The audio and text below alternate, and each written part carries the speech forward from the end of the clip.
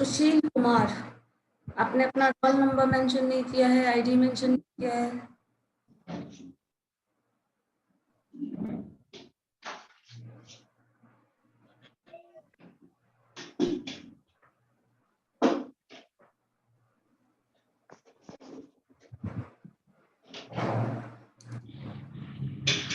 Roll number और ID mention करो।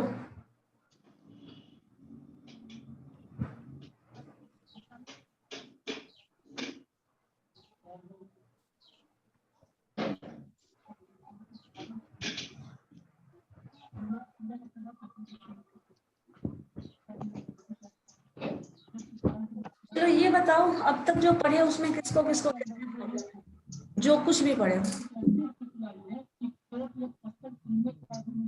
कुछ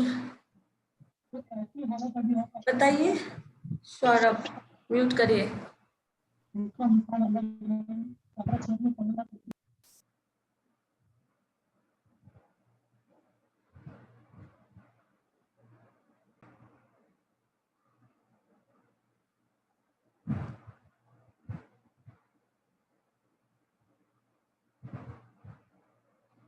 मिला? आ गया मैम। पढ़े हैं central tendency and measure of variation. इसमें किस किस टॉपिक में किस किस को डाउट है बताओ तो जरा, क्या क्या डाउट है बताइए जल्दी।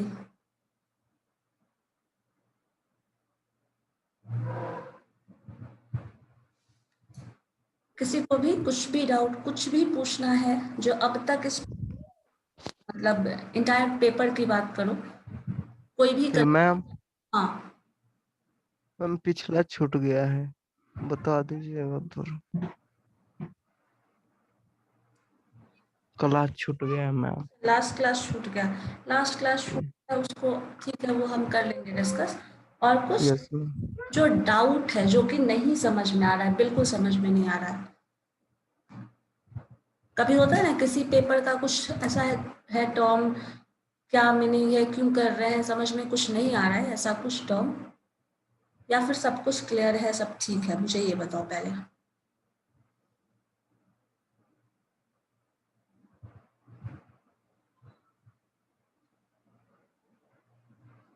बताइए।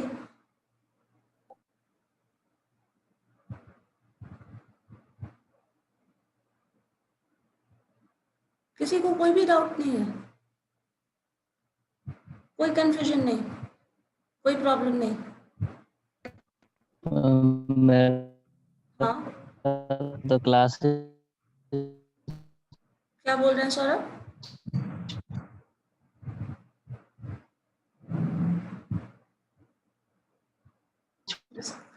हाँ बोलिए।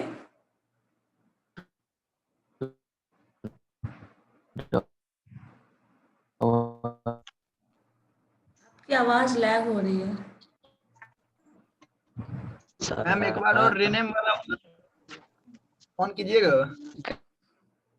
ओके मैंने कोई और डाल दिया गलती से। ठीक। बताओ क्या बोल रहे थे सौरभ, आप क्या बोल रहे थे? आपकी आवाज लैग हो रही थी, फिर से बोलिए।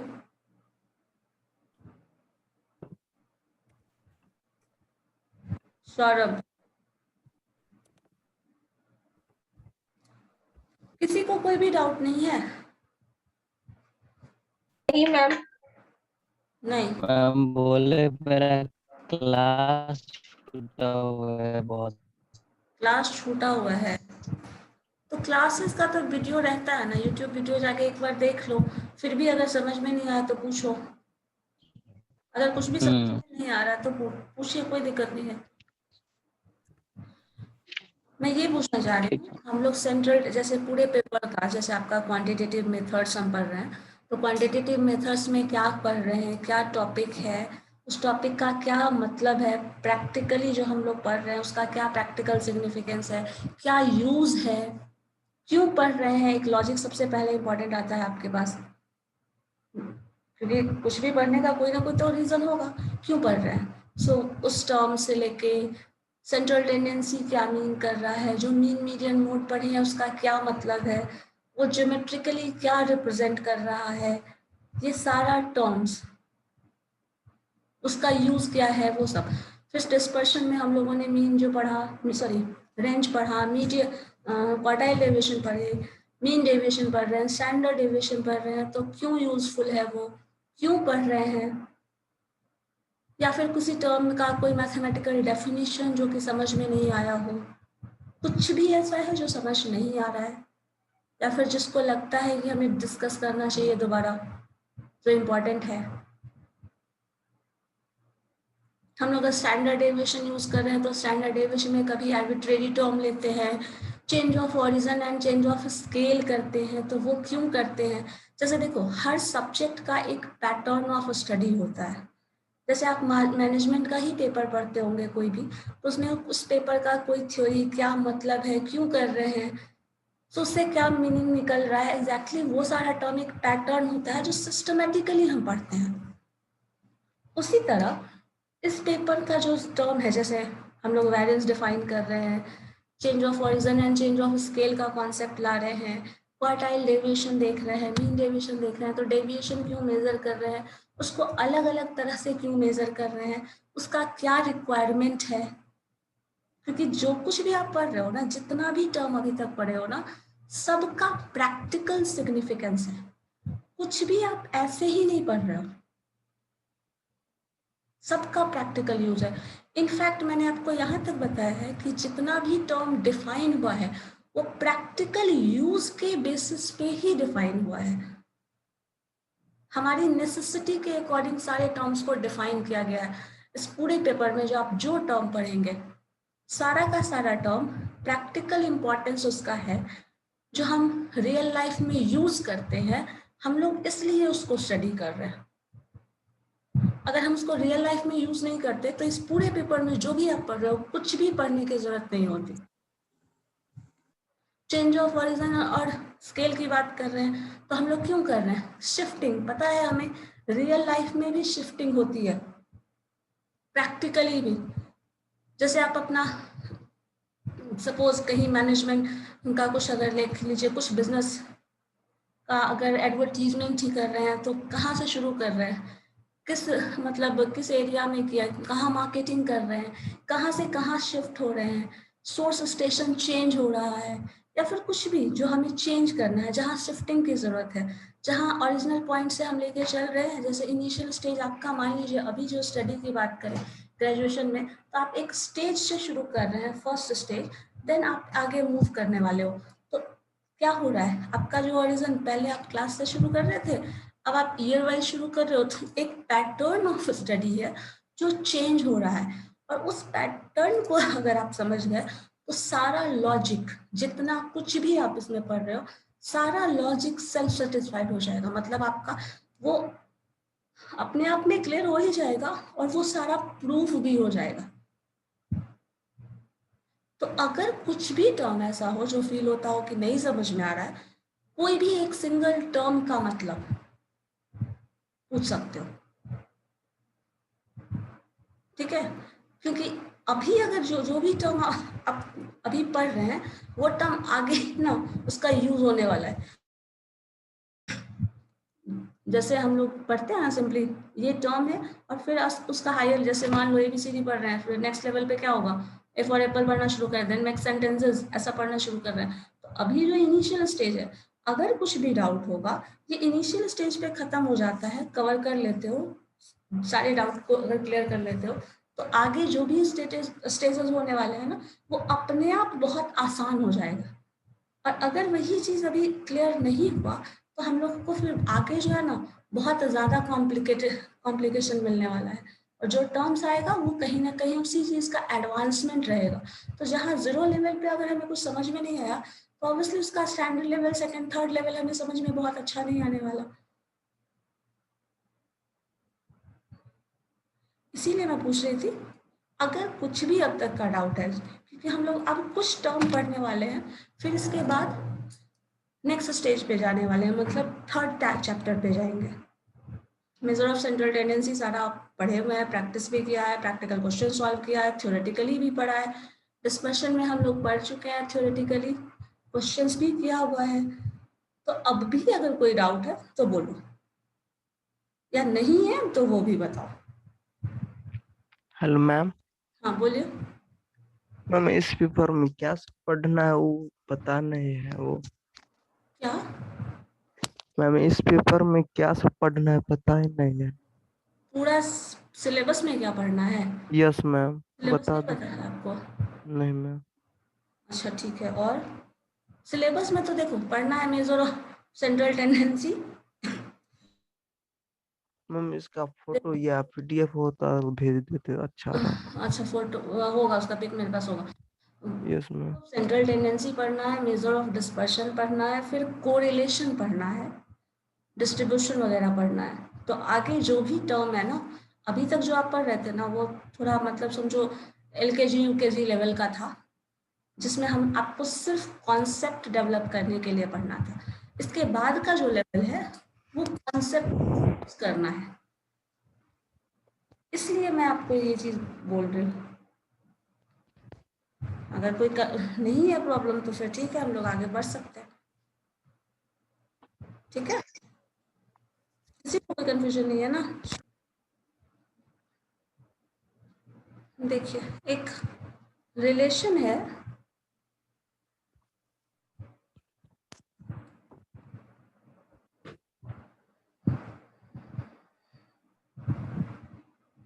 ये तो हम लोग पढ़े थे लास्ट क्लास में, सिग्मा और एस का रिलेशन।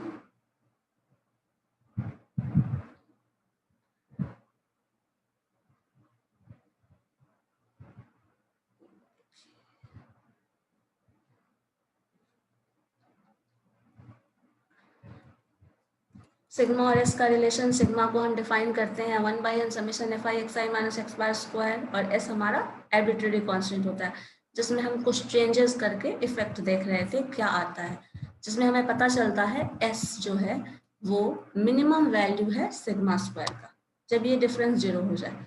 ठीक है, देखो इसके बाद हम लोगों ने different formula for calculating variance निकाला था, बिकॉज हर वक्त एक ही फार्मूला जो है वो यूजफुल नहीं होता। जैसे कभी कभी होता है ना कि आपके पास कुछ कुछ कैलकुलेटेड, कभी कभी क्वेश्चन में कैसा पूछा रहता है ना कि आपको कुछ कुछ टर्म निकालना है, जैसे मीन निकाल दिया, मीन वेरिएंस निकालने के लिए पूछ दिया है, और मान लो मोड, या फिर हाँ मान लो मीन मीडियन पूछ दिया, मोड निकालना है, तो आपके पास रिलेशन है, मीन मीडियन मोड में क्या रिलेशन है, तो उससे कैलकुलेट कर लेंगे तो रिजल्ट आ जाएगा। तो हम वैसे कर सकते हैं। तो इस तरह कभी कभी होता है कि ये जैसे मान लो यहाँ पे ये जो पॉइंट एक्स बार है वो बहुत ज़्यादा कैलकुलेटिव हो जाता है, मान लो 0.0001 ऐसा कुछ वैल्यू हो, तो अब ऐसे वैल्यूज को यहाँ कैलकुलेट करना तो बहुत मुश्किल हो जाता है।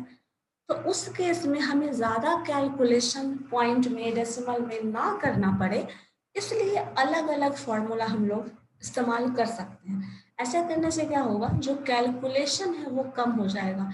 और इस केस में आप देखिएगा इतना ज़्यादा डेटा होता है हमारे पास कि सारा डेटा को डील करना एक साथ बहुत ज़्यादा कॉम्प्लिकेशन होता है। मतलब एक तो हमें इस फॉर्मूला पे सेटअप करने के लिए कैलकुलेशन करना है, और उसके बाद भी और कैलकुलेशन करना पड़ता है क्योंकि हमें प्रॉब्लम हो रही है। अब ऐसा करने की वजह से हमारे पास जो रिजल्ट आ रहा है वो बहुत ज़्यादा टाइम टेकिंग आ रहा है। तो हम टाइम सेव करना, अभी के डेट में आपको पता है टाइम जो है वो सबसे इम्पोर्टेंट फैक्टर है। कोई भी बहुत ज़्यादा टाइम और एफर्ट वेस्ट नहीं करना चाहता। जब टाइम और एफर्ट बहुत ज़्यादा वेस्ट नहीं करना है तो कुछ ना कुछ ऐसा टेक्निक ढूंढना पड़ेगा जहाँ कैलकुलेशन अपने आप रिड्यूस हो जाए और रिजल्ट हमें उतना ही इफिशिएंट रिजल्ट मिले जितना कि हमें पहले मिल रहा था, बिना टाइम के ही उतना अच्छा इफिशिएंट रिजल्ट मिले जैसे सब लोग चाहते हैं। तो ऐसा करने के लिए हमें करना क्या होता है कि कहीं ना कहीं कोई टेक्निक इस्तेमाल कर रहा है। अब इसी चीज़ को चूंकि अगर ऐसा फॉर्म हमें मिल जाता है, जैसे हमें एक्स स्क्वायर कैलकुलेट करना हो, एफ आई कैलकुलेट करना हो जो कि टेबल में मिलेगा, जैसे हम कोई भी डेटा है तो आपके पास गिवन होता है एक्स आई एफ आई। अब यहाँ से आप निकाल सकते हो क्या, हर केस में निकालो, ये एफ आई निकाल लो, यहाँ पे कर सकते हो जो फॉर्मूला है, तो एक्स आई माइनस एक्स बार निकालते हैं, फिर उसका कैलकुलेशन करते हैं, फिर उसका स्क्वायर करते हैं। अब आपको पता है ये डेटा निकालेंगे, अगर ये वैल्यू बहुत कम आता हो तो आपको उसका स्क्वायर, मान लो अगर ये डिफरेंस जो है 0.002 आता हो, अब बताओ मुझे ये मैम वेटिंग में है सब। हेलो, नहीं है कोई भी वेटिंग में, देखो है मैम, एक बार चेक कीजिए ना। देखो ना, आप भी देख सकते मैम हो गए कनेक्ट, मैम हो गए कनेक्ट। हो गए ना, कोई कनेक्टेड, देखो वेटिंग में होगा तो यहीं पे शो कर देगा। अब यहाँ देखिए ये, मैम वेटिंग में थे, कनेक्ट हो गए, वेटिंग में थे हम। ओके ओके, सो 0.002 है। अब इसका स्क्वायर करोगे तो देखो कितना 0.00 आएगा, बहुत लंबा 00 टर्म आ जाएगा। तो यहाँ पे कैलकुलेशन अब बताओ कितना ज़्यादा कॉम्प्लिकेटेड है। मान लो पॉइंट के बाद 0.004 आ रहा है। अब अगर ऐसा टर्म होगा तो पता चला पॉइंट के बाद 4 टर्म 0 आ रहा है, 4 आ रहा है, तो हम इसको नेग्लेक्ट ही कर देंगे। तो इस तरह का नेग्लिजेंस से बचने के लिए हम लोग ऐसा डेटा ना इस्तेमाल करके जो फॉर्मूला दूसरा वाला है ना वो यूज कर लेते हैं। वैसा करने से क्या होगा कि हमारा कैलकुलेशन भी इजी हो जाएगा, और जो हम गलती कर रहे हैं वहां पे टर्मिनेट कर दे रहे हैं वैल्यूज को, वैल्यू इग्नोर कर रहे हैं, वो भी नहीं करेंगे। तो इसलिए अब अगर मान लो यहाँ पे अगर हम xi का स्क्वायर निकाल लें और fi का स्क्वायर निकाल लें, इसी को मल्टीप्लाई कर लें, तो ये आसान हो जाएगा, क्योंकि ये डिफरेंस हो सकता है ज़्यादा कॉम्प्लिकेटेड नहीं हो। xi एक ऑब्जर्वेशन है तो हमेशा ज़्यादा ही रहेगा एज कम्पेयर टू बाकी सारा टर्म। और यहाँ पे आप xi इंटू fi कर लें तो ये जो वैल्यू है वो हमेशा पॉजिटिव, मतलब कुछ वैल्यू मीन कैलकुलेट करने के लिए हम ये करते ही हैं। तो अगर हम इस फॉर्मूला से निकालते हैं कैलकुलेशन, जैसे देखिएगा इसमें वैल्यूज आपको यूज करना होगा, सारा जो हमने यहाँ लिखा है वही टर्म है, fi का स्क्वायर मल्टीप्लाई कर दिया और fi मल्टीपल है उसका स्क्वायर। तो ये जो कैलकुलेशन है ना वो आसान हो जाता है। आप चाहें तो ये भी फॉर्मूला लगा सकते हैं, लेकिन यहाँ लगाएंगे अगर ना तो कॉम्प्लिकेटेड होगा। मतलब कोई क्वेश्चन बना हुआ नहीं है, मैं मुझसे ज्यादा अच्छा से हाँ समझ में क्वेश्चन हम आता बता है। रहे क्वेश्चन भी बता रहे हैं, क्वेश्चन भी हम इस पे बेस्ड बताते हैं आपको, ठीक है। ये चीज होता है। अब जैसे देखो change of origin and scale में जब हम कर रहे थे तब भी हम यही काम कर रहे हैं। अब इसी चीज में मान लीजिए हमारे पास ये भी फॉर्मूला इस्तेमाल कर सकते हो, change of origin and scale. मैंने इसमें वेरिएंस के केस में बताया है या नहीं बताया है? नहीं। जैसे देखो एक क्वेश्चन, नहीं मैं change of origin and scale में मान लीजिए, पहले क्वेश्चन देख लेते हैं, इसके रेफरेंस में आपको क्वेश्चन कैलकुलेशन जल्दी समझ में आता है ना, डेटा डील कर लेते हैं फिर हम इसका थ्योरी देखते हैं। जैसे देखो क्वेश्चन में पूछ रहा है calculate mean and standard deviation of the following data.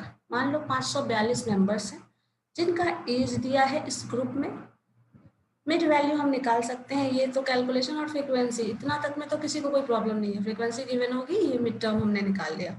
अब देखो यहाँ कैलकुलेशन करना है हमें। अब देखो कभी भी यहाँ 25 है, 3 है, 35 है, 61 है, देखो देख के ही लग रहा है कि ये बहुत ज्यादा लंबा चौड़ा कैलकुलेशन मिलने वाला है, ठीक है।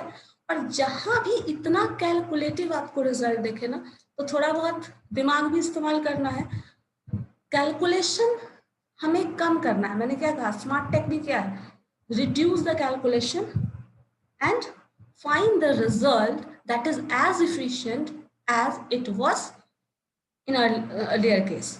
So अब हम मान लो यहाँ पे हम क्या कर रहे हैं, ये कैलकुलेशन कम करना है। कम करने के लिए कभी भी किसी भी क्वेश्चन में कैलकुलेशन कम करना है तो सबसे पहला स्टेप आप जो यूज करेंगे that is change of origin and scale. Change of origin and scale में मैंने आपको एक टर्म बताया था कि कभी भी change of origin and scale करते हैं ना तो उसका मतलब होता है किसी भी चीज में कुछ ऐड या सब्सट्रैक्ट करोगे, that is change of origin. और किसी भी टर्म में x है उसमें आप कुछ इनटू कर रहे हैं, multiply and divide, then that is change of scale. Change of origin क्या हो रहा है, ओरिजिन में समझ सकते हैं आप ग्राफिकली इसको, ये चीज यहाँ थी शिफ्ट होकर यहाँ आ गई तो x प्लस a कर दिया, ये चीज यहाँ थी और शिफ्ट होकर यहाँ आ गई, तो क्या हुआ, x माइनस ए कर दिया। तो चेंज ऑफ ओरिजिन और स्केल ओरिजिन में क्या हो रहा है, ये चीज इतना इधर हो रहा है शिफ्ट, कभी इधर हो रहा है, शिफ्टिंग कर रहे हैं। जैसे आप कहीं बैठे हो, बोलता है ना कोई लोग शिफ्ट हो जाओ, सो शिफ्टिंग करने से क्या हो रहा है, हमारा कैलकुलेशन कम हो जा रहा है। उसी तरह मान लो कोई नंबर है, उसमें कुछ मल्टीप्लाई कर दो, आप तो अपना ग्रोथ ही मेजर करते हैं, तो बोले पहले से मेरा 3 टाइम्स ग्रोथ फास्टर हुआ है, या फिर सपोज डिवाइड ही कर लो, ग्रोथ कम हो गया है, तो डिवीजन में अगर हम कर रहे हैं तो ग्रोथ कम हुआ है वो रिप्रेजेंट करता है, और अगर मल्टीप्लाई कर रहे हैं तो वो ग्रोथ ज्यादा हुआ है ये करता है। लेकिन अभी तक जो आप देखे होंगे हमने जो किया है यहाँ पे, उसमें हर जगह क्या करते हैं ना, x माइनस कुछ कांस्टेंट कर लेते हैं और डिवाइड कर देते हैं। क्या कभी सोचा ये क्यों कर रहे हैं? कभी भी ये चीज दिमाग में आया? बताया तो था मैंने, बताओ कोई बता सकता है हम लोग माइनस ही और डिवाइड ही क्यों कर रहे हैं? देखो डेटा ऑलरेडी हमारे पास लेंदी होगा, ठीक है, जैसे इसमें यहाँ पे 35 25 था और उसमें हम कुछ जोड़ देंगे तो वो क्या हो जाएगा, और बड़ा डेटा बन जाएगा। मान लीजिए किसी का एज 30 है, हम उसमें और 5 और जोड़ देंगे, फिर कैलकुलेशन करेंगे तो 35 हो गया, अब कैलकुलेशन और ज्यादा मुश्किल होगा ना। तो हम क्या करते हैं, जोड़ने वाला जो टर्म है ना और मल्टीप्लाई करने वाला टर्म, ये हम लोग स्टैटिस्टिक्स में बेसिकली यूज नहीं करते, जोड़ने का काम और मल्टीप्लिकेशन का काम क्यों नहीं करते, रीजन यही है कि अगर हम इस किसी भी डेटा में, जैसे इस डेटा में बात करें, इस डेटा में मान लो xi प्लस ए तो पढ़े हैं हम, तो इस xi में कुछ जोड़ दे, अब जोड़ो तो 25 में 5 जोड़ोगे तो नंबर बढ़ गया, अब नंबर बढ़ गया तो ये कैलकुलेशन क्या हो गया, और ज्यादा टफ हो गया ना, क्या है या नहीं? Yes ma'am. 25 को 3 से मल्टीप्लाई करें, हम 30 को 3 से मल्टीप्लाई करें, कैलकुलेशन और ज्यादा हो गया, मल्टीप्लाई कर दो तो कैलकुलेशन उस केस में भी ज्यादा हो जाता है। तो हम लोग क्या करते हैं, change of origin and scale करते हैं, लेकिन क्या करते हैं, हर जगह सब्सट्रैक्शन करते हैं। सब्सट्रैक्शन करने से क्या होगा, 25 ऑलरेडी है, इसमें से 55 घटा दिया, देखो घटाया तो क्या हो गया, नंबर और कम हो गया, नंबर जब कम हो गया तो कैलकुलेशन कम हो गया, नंबर स्मॉलर नंबर आएगा तो आपका कैलकुलेशन कम होगा, लार्जर नंबर आएगा कैलकुलेशन ज्यादा होगा। तो हम इसको नंबर को स्मॉल बना रहे हैं। अब 25 में से घटाओ 55, यहाँ पे चेंज ऑफ ओरिजिन अपनी मर्जी से चेंज कर लिया है, 10 से डिवाइड कर दिया है, ये आपको पता है, आप अपनी मर्जी से ले सकते हैं। 55 यहाँ पे लिया है, 55 घटा रहा है हर ऑब्जर्वेशन से और 10 से डिवाइड कर रहा है, अब ये टर्म आ गया, ये हम कर सकते हैं। अब देखो कहाँ हमें मैम ए और के जो है वो अपने मर्जी से लेंगे। ए और एच अपनी मर्जी से कुछ भी ले सकते हो, ठीक है मैम। कुछ भी मतलब ऐसा रीजनेबल तो मैम डिफरेंट हाँ मैम, हाँ, एच जो है x माइनस हम्म, डिफरेंट नहीं है, 20 और 30 को वापस हाँ दिया गया है वो। डिफरेंट है तो, लेकिन मैंने क्या वो तो कहा, देखो कभी भी किसी के आपके जो क्लास में हम नंबर मिला, मान लो सबको एक्स्ट्रा नंबर 5 नंबर मिल रहा है, सबके मार्क्स में से 5 नंबर घटा दिया जा रहा है, तो ये क्या है, इसमें से तो कोई इम्पैक्ट तो आएगा नहीं, बहुत ज्यादा असर तो होने वाला नहीं है, रिजल्ट तो वही आने वाला है। लेकिन हम लोग क्या कर रहे हैं, कैलकुलेशन को कम करने के लिए इतना कर रहे हैं, मर्जी आप अपनी मर्जी से जो लेना चाहो ले सकते हो, लेकिन हम लोग जनरली ऐसा टर्म लेते हैं ना जो कहीं यहीं से आ जाए कि कैलकुलेशन, मतलब आपको कभी कभी मान लो अब 1000 ले लो, तुम अपनी मर्जी से लेना है ना, मान लो आप इसको 100 ले लो, अब 100 लोगे तो क्या होगा, 25 में से 100 घटाओ, माइनस समथिंग आएगा, -75 आएगा, फिर आप उसको 10 से डिवाइड करो, अब क्या हो जाएगा, कैलकुलेशन आप जो शॉर्ट कर रहे थे फिर लेंदी हो जाएगा। तो ऐसा टर्म लेना है जो हमें कम टाइम वेस्ट करना पड़े, जिसके कैलकुलेशन के लिए बहुत ज्यादा टाइम वेस्ट नहीं करना पड़े। तो ये करने के लिए हम लोग ना ऐसा टर्म लेते हैं जो यहीं से कहीं आया हो, ठीक है। तो यहाँ देखो 55 आया हुआ है, तो अब देखो 55 में से आप कुछ भी ले सकते हो, लेने के लिए कुछ भी लोगे कोई प्रॉब्लम नहीं होगी, कैलकुलेशन सॉल्व करोगे रिजल्ट वही आएगा, हर केस में रिजल्ट वही आएगा, लेकिन हम लोग ऐसा ले लेते हैं कि रिजल्ट मतलब हमें ज्यादा जो ऐसा ना पता चले कि कुआं से बचने के चक्कर में खाई में गिर गए, तो उतना ज्यादा 100 अगर हम ले लें, 100 से डिवाइड करते तो फिर वही कैलकुलेशन हो जाएगा। तो वैसा टर्म नहीं लेना है, ऐसा टर्म लेना है जो कि हमारी कैलकुलेशन को ईजियर बनाए। अब आप देखो, यहाँ देखो क्या फायदा हुआ इससे। आप इस x को इस f से मल्टीप्लाई करते हैं, मीन निकालने के लिए इसको इससे मल्टीप्लाई करते, तभी कैलकुलेशन होता, सॉल्व होता, तभी आप निकालते कुछ। अब ये x जो है वो इसमें कन्वर्ट हो गया। अब तुम सोचो, इस 3 को इस 3 से मल्टीप्लाई करोगे -3 से, कितना आसान है कैलकुलेशन। कहाँ आप इस 3 को 25 से मल्टीप्लाई करते, कहाँ 61 को 35 से मल्टीप्लाई करते। अब क्या करना होगा, 61 को 2 से मल्टीप्लाई करना होगा, -2 से। अब ये जो रिजल्ट आएगा, ये कैलकुलेशन करके इतना आ गया, कैलकुलेशन कम हो गया। ऊपर से आप यहाँ देखोगे ये टर्म कुछ माइनस में आया, ये प्लस में, ये भी रिजल्ट आसान आ गया। कहाँ लेंदी सा टर्म आता, इस एफ डी का डी का स्क्वायर कर दो, 3 का 9, और ये टर्म ले लो एफ डी स्क्वायर, ये टर्म आ गया। अब ऐसा करने से क्या हो रहा है, कुछ हमने सिर्फ एक स्मार्ट टेक्निक इस्तेमाल किया जिससे हमारा कैलकुलेशन कम हो, बस। अब यहाँ से देखो, ये जो है फॉर्मूला वो वाला फॉर्मूला है जो चेंज होकर आया था वेरिएंस के लिए। जैसे देखो ये फॉर्मूला अगर ध्यान से देखो तो हमारे पास मीन का टर्म, अगर इस केस में आप मीन निकालना चाहते हैं तो क्या निकालेंगे, जो ए रखा था आपने 55, वो 55 जो आप स्टेप डेविएशन मेथड में शायद सर ने पढ़ाया था, आप लोगों को पढ़ा था ना, स्टेप डेविएशन मेथड में हम कैलकुलेशन करते थे, मीन निकालना ऐसा सीखा था, उसी को change of origin and scale rule बोलते हैं। तो एक्स बार जो है ए क्या था 55 प्लस एच क्या था 10 इंटू समेशन एफ डी मतलब ये -15 डिवाइडेड बाय 100 542। ये कैलकुलेशन करके देखो रिजल्ट ये उतना आया है। ये अगर आप ऐसे भी कैलकुलेट करते ना तब भी उतना ही आता, ऐसे निकाल रहे हो तब भी उतना ही आएगा। लेकिन हाँ, ऐसे में क्या हुआ, इतना कम हो गया तो कैलकुलेशन कितना आसान हो गया। हमारे पास बस ये एक अच्छा है कि कैलकुलेशन कम हो जाता है। संतोष कुछ बोलना है आपको?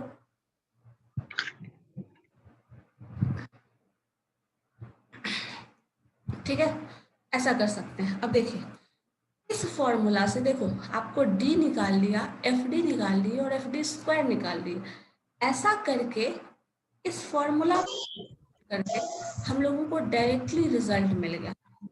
Change of origin and scale use कर लिए वेरिएंस निकालने के लिए, और ऐसा करके जो रिजल्ट आ रहा है इसमें आपको x I minus X bar square, ऐसे अगर हम लोग करते तो क्या निकालते, एक बार मीन निकालते, फिर mean minus F D square term solve करते, सिंप्लीफाई करते, तो और ज्यादा कैलकुलेशन करना पड़ता।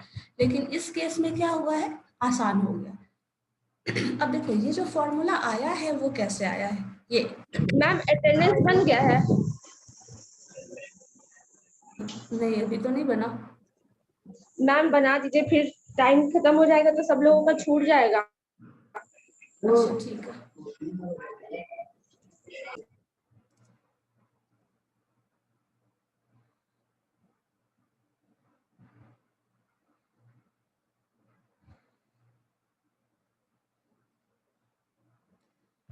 चलो देखो ये फॉर्मूला आया कैसे है, change of origin and scale करके। कभी भी जितना भी इनफैक्ट अभी अब जो भी पढ़ेंगे स्टैटिस्टिक्स में, इस पूरे पेपर में हर जगह change of origin and change of scale use होता है। क्यों?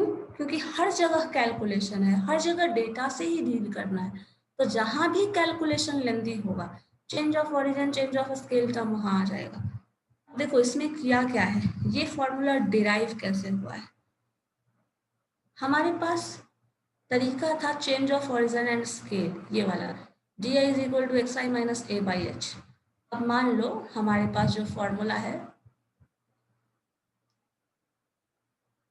हमें पता है फॉर्मूला पहले हम वेरिएंस का लिख देते हैं, वेरिएंस या स्टैंडर्ड डेविएशन कोई भी एक पता है तो दोनों निकल जाएगा। तो वेरिएंस का फॉर्मूला है 1/n summation F I X I minus X bar का होल स्क्वायर।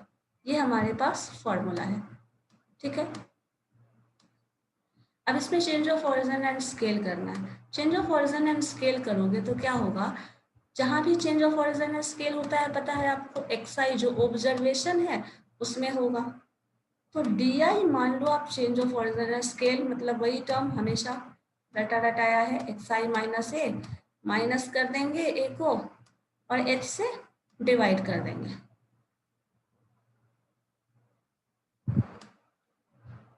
माइनस क्यों कर रहे हैं, कैलकुलेशन को आसान करने के लिए। डिवाइड क्यों कर रहे हैं, कैलकुलेशन को कम करने के लिए। अब देखो इसे हम ऐसे लिख सकते हैं, D I into H, cross multiplication कर लो, this is equal to X I minus A. ये नोट कर लेना आप लोग, ऐसे लिखा हुआ है उधर, बट अगर वो लैंग्वेज नहीं समझ में आया तो देख लो। D I H into X I minus A, ठीक है, हम ये लिख सकते हैं। अब अगर इसी टर्म में हम लोग कुछ चेंज करें, जैसे हम एक्स आई में चेंज करते हैं या फिर इसी में चेंज कर लें, मान लो डी आई वाले में ही चेंज करें तो वैसे भी कर सकते हैं। यहाँ से हमें एक्स आई का वैल्यू निकालना है, क्योंकि हमें जो इन्फॉर्मेशन होता है वो एक्स आई के टर्म में होता है। तो यहाँ लिख सकते हैं हम D I into H plus constant A, ये टर्म इधर चला आया, एक्स आई का वैल्यू ये आ गया, ये एक्स आई है। मैम अटेंडेंस कौन ले रहा है, अर्पिता नहीं है तो? मैं ले रही हूँ खुद। Okay ma'am. मैम स्क्रीनशॉट मत लीजिएगा, कॉल कर लीजिए। अच्छा, कनेक्ट हो जाता है सबका। अटेंडेंस के लिए इतना वरी मत, अटेंडेंस कनेक्ट भी हो जाता है, इसीलिए आप।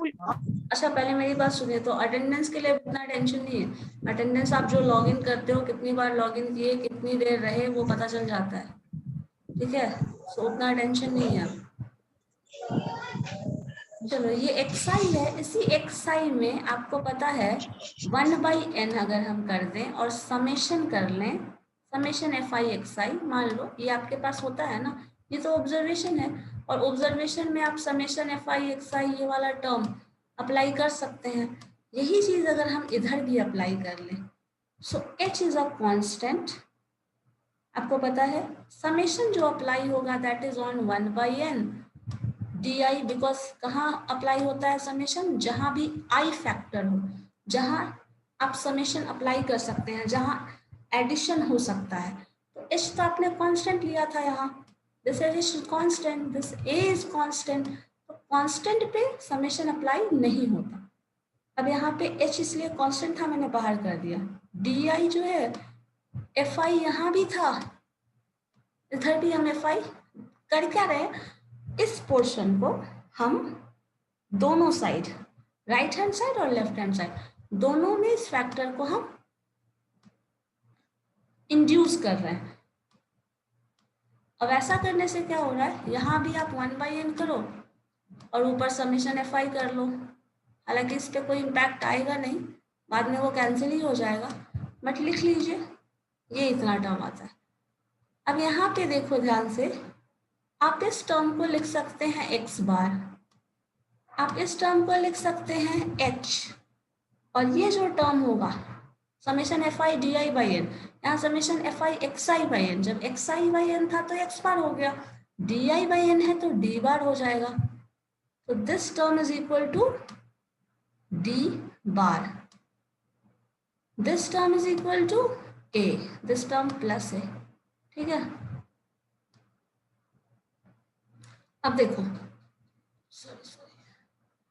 सपोज इस को एक इक्वेशन कंसिडर कर लो और इस टर्म को एक इक्वेशन कंसिडर कर लो। हम ये भी बता देते हैं क्यों कंसिडर कर रहे हैं। आपके पास ये टर्म है, जो फॉर्मूला है उससे कंपेयर करिए, ये टर्म है X I minus X bar, यहाँ देखो this is X I and this is X bar, तो हम इसी टर्म को इधर राइट हैंड साइड में सेम लाने की कोशिश कर रहे हैं, इसलिए हमने ऐसा किया था। तो summation X I minus X bar and this term is equal to, इसमें से घटाओ, तो यहाँ देखो इस टर्म से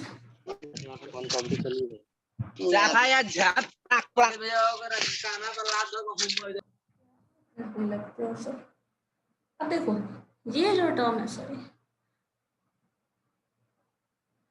ये जो टर्म है DIH और ये HD बार, इसमें आपको इन दोनों का टर्म का घटाना है। तो H दोनों में कॉमन है, हम कॉमन ले लेते हैं। DI को DI और D बार को D बार घटा देते हैं। ये तो हम कर ही सकते हैं। और यहाँ पे आपको पता है दिस टर्म इज A और ये भी A है, तो A कैंसिल। स्क्रीनशॉट ले लेंगे तभी हटेगा। क्या स्क्रीनशॉट ले लेंगे तब हटाइएगा ये वाला। ठीक। This term is equal to this term. ध्यान से देखो, अब हम क्या कर सकते हैं, इस टर्म का स्क्वायर कर ले रहे हैं। चलो, क्योंकि यहाँ स्क्वायर है, क्यों कर रहे हैं, इसलिए कर रहे हैं। हर स्टेप पे आप देख सकते हो क्यों कर रहे हैं, रीजन नोट करते चले जाइए। बिकॉज दिस टर्म का स्क्वायर है वहाँ, तो xi माइनस एक्स बार का स्क्वायर ले लो। जब स्क्वायर इधर करोगे तो आपको यहाँ भी स्क्वायर करना होगा, दैट इज h स्क्वायर। यहाँ करोगे तो di है और यहाँ पे d बार है, तो इसका भी स्क्वायर कर देंगे। अब इतना जब हम कर लिए तो हम इस टर्म को इससे रिप्लेस कर देते हैं यहाँ पे। जब ये रिप्लेसमेंट हो जाएगा तो sigma square is equal to क्या फॉर्मूला आ जाएगा, 1/n summation fi h square. तो h स्क्वायर कॉन्स्टेंट है तो हम चाहें तो यहाँ भी लिख सकते हैं। चलो h स्क्वायर को यहाँ लिख दे रहे हैं, क्योंकि h स्क्वायर पे समेशन अप्लाई नहीं होता, तो हम लोग बाहर लिख दे रहे हैं di माइनस d बार का स्क्वायर। ये जो टर्म है यही वेरिएंस का फॉर्मूला हो जाएगा when change of origin and scale आप करेंगे। ठीक है, तो change of origin and scale करने से क्या हो रहा है, फॉर्मूला में जो चेंज आ रहा है वो देखो। अब एक चीज और आप नोटिस कर सकते हैं यहाँ पे जो बहुत इंटरेस्टिंग है, यहाँ पे change of origin and scale जब आप कर रहे थे ना, तो ओरिजिन और स्केल, दिस इज ओरिजिन, आपको बहुत अच्छे से पता है, ये क्या है, चेंज ऑफ ओरिजिन है, और ये क्या है, चेंज ऑफ स्केल है। और जो रिजल्ट आया है उससे कंपेयर करो। देखो, इस रिजल्ट में ए कहीं भी नहीं आया है, कहीं भी ए नहीं आया है, तो हम बोल सकते हैं वेरिएंस जो है उस वेरिएंस पे चेंज ऑफ ओरिजिन का कोई इम्पैक्ट नहीं होता, क्योंकि ए जो भी हम रखे वेरिएंस से पे उसका कोई फर्क नहीं पड़ेगा, वेरिएंस पे उसका कोई फर्क नहीं पड़ने वाला। लेकिन हम जो भी एच रखेंगे उसका इफेक्ट यहाँ दिखेगा, क्योंकि यहाँ पे वो चीज मल्टीप्लाई में आ जा रहा है। तो आप यहाँ बोल सकते हैं variance is independent of change of origin. This is independent of change of origin because A का टर्म इसमें इन्वॉल्व नहीं है, but it is dependent of scale. Independent है चेंज ऑफ ओरिजिन से, ये इंडिपेंडेंट है but is dependent on scale. तो यहाँ पे ये एक कंक्लूजन निकलता है कि आप ओरिजिन चेंज कुछ भी रखें डेटा में, उससे इसका कोई फर्क नहीं पड़ने वाला, इसको कोई भी फर्क नहीं पड़ने वाला। लेकिन आप जो भी स्केलिंग करेंगे उसका इफेक्ट हमेशा वेरिएंस पे आएगा। और यही चीज अगर मीन में देखें तो आप नोटिस करे होंगे कि मीन में अगर आप कुछ ऐड करते हैं तो वो चीज आपको फॉर्मूला में दिखता है। जैसे फॉर्मूला में ये चीज लिखा होता है, वापस से जाके देख सकते हो,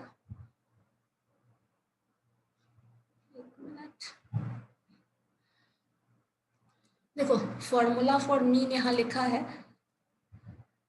formula A plus H this term, ये फॉर्मूला दिखता है यहाँ पे। तो change of origin and scale में जो आप वैल्यूज पुट करते हैं वो कहीं ना कहीं आपको फॉर्मूला में दिख रहा है, बट वेरिएंस में वो चीज A वाला टर्म, A वाला फैक्टर कहीं नहीं दिखता। जो change of origin and scale से देखो इम्पैक्ट आया है ना, सिग्मा एक्स स्क्वायर। तो एक चीज आप ये भी लिख सकते हो व्हाइट बोर्ड पे, ऐसे नहीं भी लिखेंगे तो कोई फर्क नहीं पड़ेगा, बट लिख लो सिग्मा स्क्वायर जो आ रहा है this is h square times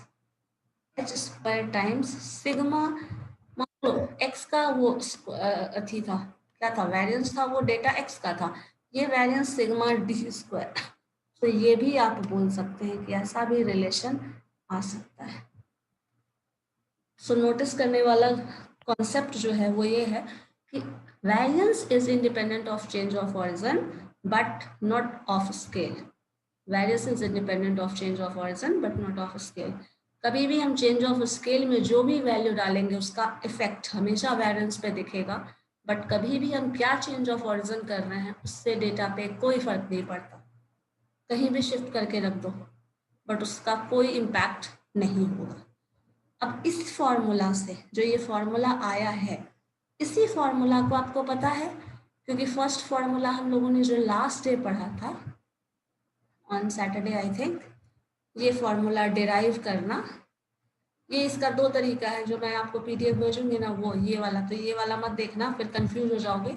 ये जो अल्टर करके लिखा है ना अल्टरनेटिव, ये प्रूफ व्हाइट बोर्ड पे तो मैंने ऐसे कर दिया है, वही चीज यहाँ करके फिर से दिखाया हुआ है तो देख लीजिएगा। लिखा है variance is independent of change of origin but not of scale. So note करने वाले पॉइंट ये है।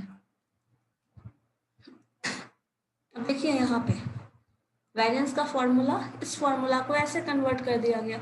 अब इसी में तुम h स्क्वायर डी स्क्वायर रख लो तो उस फॉर्मूला को भी यहाँ पे बस x की जगह d रिप्लेस हो जाएगा और h यहाँ इंक्लूडेड होगा। वही टर्म यहाँ पे इस्तेमाल किया गया है फॉर सॉल्विंग दिस क्वेश्चन। देखो h स्क्वायर कॉमन ले लिया, समेशन 1/n, समेशन जहाँ x था वहाँ d से रिप्लेस कर दिया, d square minus 1/n summation f d का whole square into this term. ठीक है, ये टर्म हमारे पास सॉल्व करके अब इसमें से हो क्या रहा है, सिर्फ कैलकुलेशन रिडक्शन के लिए ये किया जा रहा है।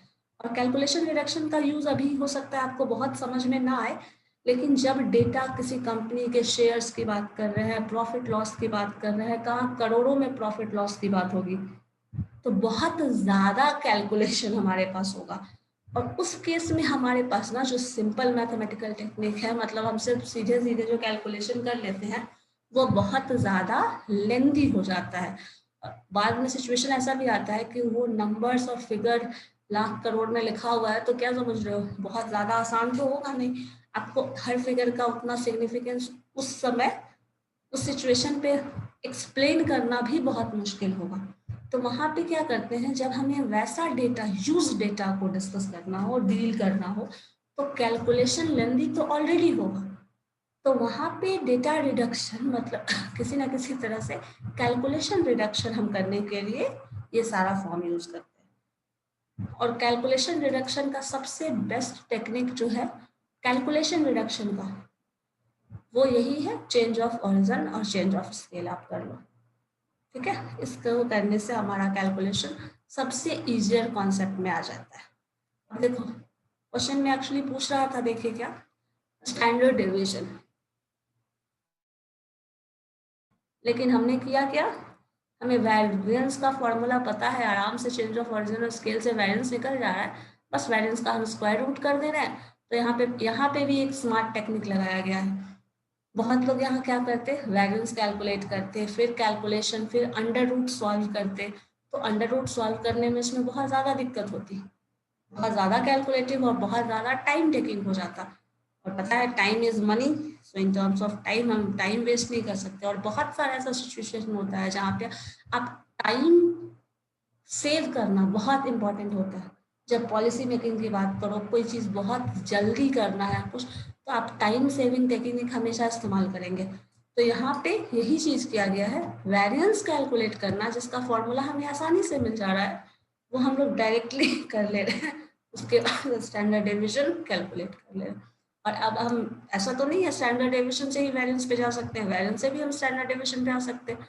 तो अंडर रूट निकाल लिया, रिजल्ट आ गया। अब क्वेश्चन में वेरिएंस पूछे या स्टैंडर्ड डेविएशन पूछे, आप दोनों इस फॉर्म से उस फॉर्म और उस फॉर्म से इस फॉर्म में आ सकते हो। ठीक है, समझ आया ये चीज क्या है? अपना इसका एक बार प्रैक्टिस करके देखना, ठीक है, खुद से क्वेश्चन बुक कॉपी के हेल्प से सॉल्व करके देखना। और जो मैं आपको पीडीएफ भेज रही हूँ वो सफिशिएंट है, आपको इसके लिए बहुत ज़्यादा बुक की ज़रूरत नहीं है। आपके बुक में बहुत सारा टर्म है जो नहीं गिवन है, या फिर स्टेप डेविएशन में ही है, बहुत सारा एक साथ करके नहीं किया हुआ है। मतलब चेंज ऑफ ऑरिजिन है, कभी चेंज ऑफ स्केल है, दोनों एक साथ मर्ज अप करके यूज करोगे ना तो वो ज़्यादा इफेक्टिव होता है उसका टेक्निक। तो वो चीज़ करके अगर हम करते हैं तो ज़्यादा आसान हो जाता है हमारा कैलकुलेशन। तो ये चीज़ वेरिएंस का अगर जो फॉर्मूला है तो हम लोग ये भी इस्तेमाल कर सकते हैं। कभी भी आपसे पूछा जाए तो आप ये इस्तेमाल आराम से करोगे स्टैंडर्ड डेविएशन को कैलकुलेट करने के लिए भी। ऐसा नहीं है कि स्टैंडर्ड डेविएशन को कैलकुलेट करने के लिए आपको सिर्फ स्टैंडर्ड डेविएशन का ही फॉर्मूला आना चाहिए। आपको अगर ये भी पता है तो निकाल सकते हो। ये कैलकुलेशन टेक्निक पता है तब भी निकाल सकते हो। मैम प्रीवियस क्या प्रीवियस ईयर?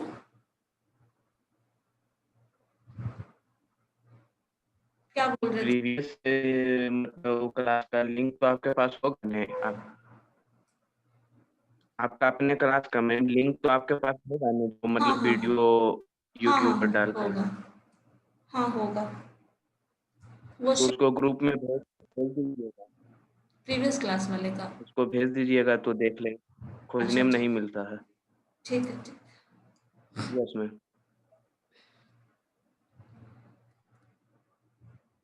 ठीक है, ये कंफ्यूजन नहीं है ना? लास्ट डे शायद हम लोगों ने यही पढ़ा था ना, ये फॉर्मूला और ये रिलेशन पढ़ा था, यही पढ़ा था ज़्यादा। ठीक है, भेज दूंगी मैं वो आपको। ठीक है, अब देखो एक चीज़ और हम लोग ये कर लेते हैं 5 मिनट। हाँ प्रियंका। हाँ ओ गॉड, घर पे ही झगड़ा करना है तो यहाँ की बात कर। अब देखो स्टैंडर्ड डेविएशन और मीन मैम दार सर का है अभी 11 बजे। अच्छा ठीक ठीक है, टाइमिंग हो 11 से गया 12 लिंक सुबह से। ठीक है। ओके। मैम अटेंडेंस बन गया ना? हाँ बन गया।